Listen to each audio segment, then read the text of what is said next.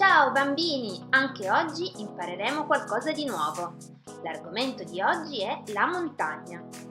Come vedete osservando questi paesaggi, la superficie della Terra non è uniforme.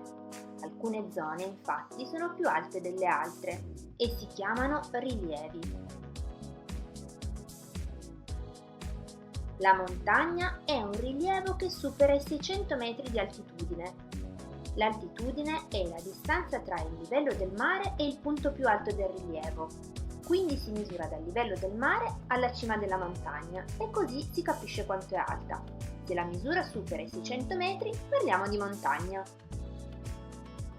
Della montagna possiamo distinguere alcuni elementi principali, che sono la vetta o cima, cioè il punto più alto della montagna.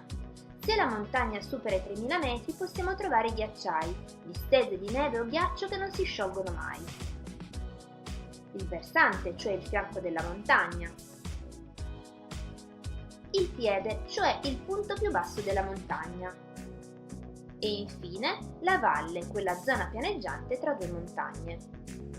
Esistono valli a forma di V, stretta e con versanti ripidi. Sono le valli fluviali, scavate dai fiumi che scendono dalle montagne. Ci sono poi le valli glaciali, sono ampie a forma di U, sono state modellate da antichi ghiacciai che poi si sono sciolti. Ma come sono nate le montagne? Alcune montagne sono nate da sollevamento, originate cioè da forze provenienti dal centro della Terra che sollevarono il fondo dei mari. Altre si sono formate per corrugamento, cioè le placche terrestri si sono scontrate provocando delle pieghe sulla superficie della Terra. Infine abbiamo montagne di origine vulcanica, originate da eruzioni che nel corso del tempo hanno fatto accumulare la lava e che quindi hanno formato rilievi a forma di cono. L'aspetto delle montagne però non dipende solo da come si sono originate, ma anche da quanto e da come sono state erose dagli agenti atmosferici. Ghiaccio, acqua e vento infatti sgretolano la roccia e modellano le cime. Scopriamo ora la fauna e la flora della montagna. Fino ai 1000 metri troviamo volpi, cinghiali, lepri e ricci. Qui crescono boschi di latifoglie. Dai 1000 ai 2000 metri troviamo invece animali come orsi bruni, cervi, lupi, caprioli e scoiattoli e crescono boschi di aghifoglie. Dai 2000 ai 2500 metri si incontrano camosci, stambecchi e marmotte. Crescono arbusti ed erbe.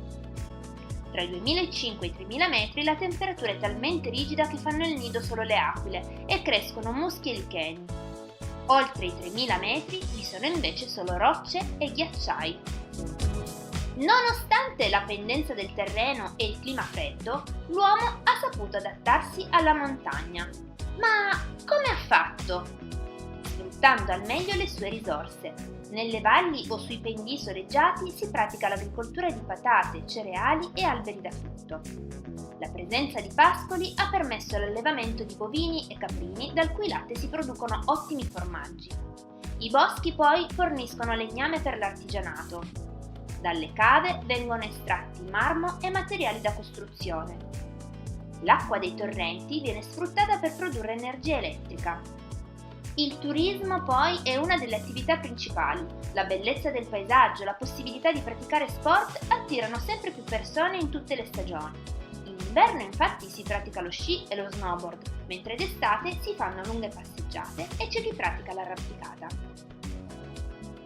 Bene bimbi, se questo video vi è piaciuto iscrivetevi al canale o lasciatemi un like. Ciao, alla prossima!